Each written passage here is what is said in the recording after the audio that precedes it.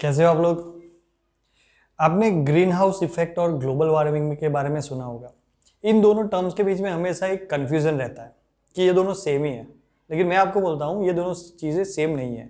Green house effect एक अलग चीज़ है और ग्लोबल वार्मिंग जो है वो अलग चीज़ है। पहले मैं आपको ग्रीन हाउस इफेक्ट समझाता हूँ, उसके बाद ग्लोबल वार्मिंग के बारे में बताऊंगा, आपको समझ में आ जाएगा कि कैसे ये दोनों चीज़ें सेम है।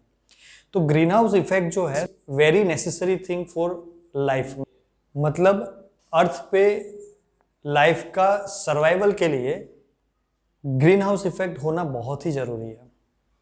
फॉर एग्जाम्पल वीनस, उसके ऊपर ग्रीन हाउस इफेक्ट नहीं है क्योंकि वहां पे एटमॉस्फेयर नहीं है। तो ग्रीन हाउस इफेक्ट नहीं होने की वजह से वहां पे दिन में टेम्परेचर रहता है 430 डिग्री सेल्सियस और रात में वही टेम्परेचर बन जाता है -180 डिग्री सेल्सियस। दोनों ही टेम्परेचर में कोई भी लाइफ वहां पे सर्वाइव नहीं कर सकती है। तो अर्थ पे लाइफ इसलिए है क्योंकि हवा है, और हवा है that's why green house effect है।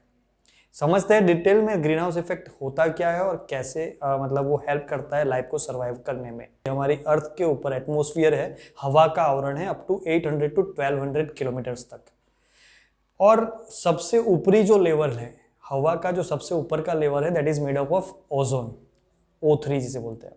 तो ओजोन जो क्या करता है, सूर्य में से आने वाले हानिकारक किरणों यानी कि पारजाम्बली जिसे बोलते हैं और इंग्लिश में उसको अल्ट्रावायोलेट रेज बोला जाता है, उसको एब्जॉर्ब कर लेता है और बाकी की जो गर्मी है उसे भेज देता है अर्थ पे।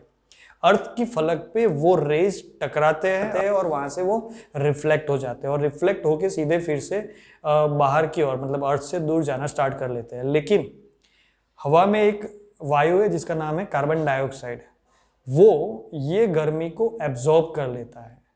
अभी एब्जॉर्ब करके ये जो लाइफ मतलब जो हवा है उसको वो गर्म रखता है। गर्म इतनी भी गर्म नहीं, लेकिन लाइफ के लिए जितना मिनिमम टेम्परेचर चाहिए वो टेम्परेचर वो बनाए रखता है। मतलब इतनी गर्मी नहीं हो जाती और इतनी ज़्यादा ठंड भी नहीं हो जाती अर्थ पे, ताकि लाइफ जो है एक प्रॉपर एटमॉस्फेयर में मिनिमम सर्वाइवल टेम्परेचर में वो टिक सके।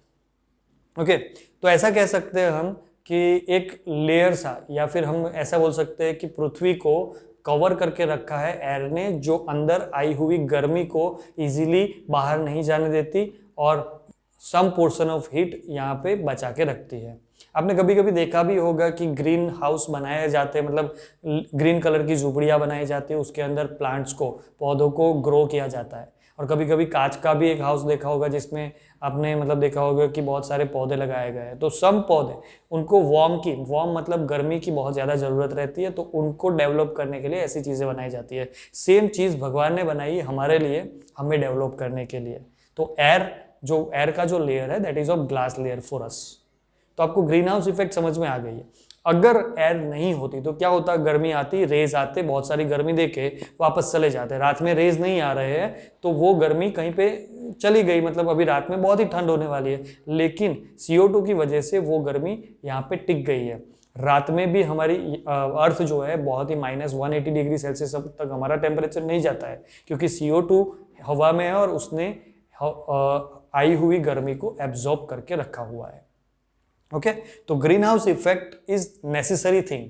लेकिन अभी क्या हो रहा है कि हम बहुत सारे ग्रीन हाउस गैसेस, CO2 मैंने एक एग्जांपल लिया था, CO2 is an green house gas जो ग्रीन हाउस इफेक्ट बनाने में हमारे हेल्प करता है।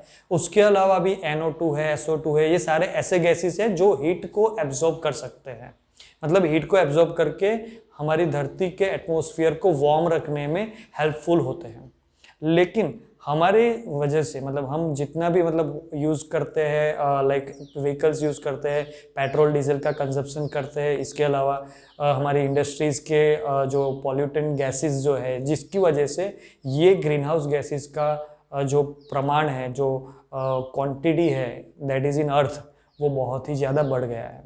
अभी ग्रीन हाउस गैसेस अगर बढ़ गए तो जो गर्मी आ रही है और जा रही है, अगर CO2 लिमिट में होगा तो लिमिट में वो गर्म करेगा, लेकिन बहुत ही ज़्यादा अगर CO2 या फिर ग्रीन हाउस गैसेस बहुत ही ज़्यादा होंगे तो क्या होगा, जितनी भी गर्मी आ रही है उसमें से मैक्सिमम पोर्शन को हम एब्जॉर्ब कर लेंगे, जिसकी वजह से क्या होगा कि जो वार्म होना चाहिए, जो लाइफ के लिए रिक्वायर्ड टेम्परेचर होना चाहिए, उससे भी ज़्यादा हीट एब्जॉर्ब होगी और उसकी वजह से हमारा टेम्परेचर जो है वो बढ़ता ही जाएगा। जैसे कि आप फील करते हैं समर्स के अंदर हम फील करते हैं जो, टेम्परेचर बढ़ता ही जा रहा है, 42, 45, कभी कभी तो 50 के प्लस भी जाता है।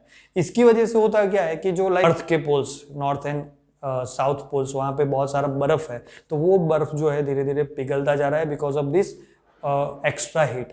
और उसका जो बर्फ है वो सीधा समंदर में ऐड हो रहा है या फिर नदियों में ऐड हो रहा है, पानी का लेवल बढ़ रहा है और ज़मीन का लेवल धीरे धीरे कम हो रहा है। आप पहले से जानते हो 30% ही हमारे पास ज़मीन अवेलेबल है, ओके, और बाकी का 70% तो अर्थ पे पानी ही है। लेकिन अगर ये पानी बढ़ता गया तो धीरे धीरे लाइफ के लिए जो ज़मीन की रिक्वायरमेंट है वो भी कम हो जाएगी।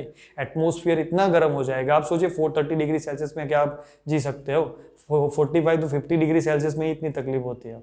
तो ये जो चीज़ है बिकॉज ऑफ मतलब एक्सटेंशन और extra gases, extra green house gases बढ़ जाने की वजह से जो हीट ज़्यादा प्रोड्यूस हो रही है, जिसकी वजह से बहुत सारी गर्मी आ रही है, इसको बोलते हैं ग्लोबल वार्मिंग। और जो मैंने बताया कि जो पोल्स के ऊपर से बर्फ कम हो रहा है और पानी बन रहा है और बहुत सारी इफेक्ट, अभी आपने देखा था कि ऑस्ट्रेलिया में ऐसे ही मतलब जंगल में फायर, आग लग गई और बहुत सारा नुकसान हुआ, बहुत सारे जंगल जल गए। ये सारे जो मतलब कंसिक्वेंस है वो just because of global warming हो रहा है, और ये सारी चीज़ें बढ़ती रहेगी अगर पॉल्यूशन लेवल कम नहीं हुआ तो। ओके, तो ये था ग्रीन हाउस इफेक्ट और ग्लोबल वार्मिंग। मे बी अभी आपको क्लियर होगा कि ये दोनों अलग अलग चीज़ें हैं और कैसे अलग अलग है।